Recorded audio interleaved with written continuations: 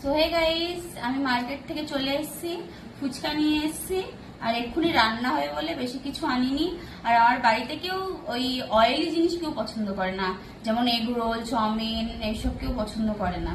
আমার বাড়িতে ফুচকাটা, ঝালমুড়িটা মানে এটা সবাই পছন্দ করে সিম্পলের মধ্যে। আর ফুচকাটাকে সিম্পল বলা যাবে না, এটাও তো তেলে ভাজা, বাট এটা জল দিয়ে খাওয়া হয়, তো সরি আই মিন পানি দিয়ে খাওয়া হয়, তার জন্য এটা ভালো লাগে। আর না ভালো হয়েছে, খেয়েছো? খেয়েছে একটা, কিন্তু আলু ছানাটা অনেক কম হয়ে গেছে। দুটো তিনটে ফুচকাতে এখন দিতে পারিনি। এখনো হয়নি, তাহলে আলু চোখাটা কম হয়েছে।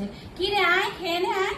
এখন আলুর দামটা অনেক বেশি, তো ওই জন্য আলু কম কম দিচ্ছে, দোকানদারেরা সমাজদার হয়ে তো গেছে। না, আলু কম খাও, আলু খেলে সুগার হবে।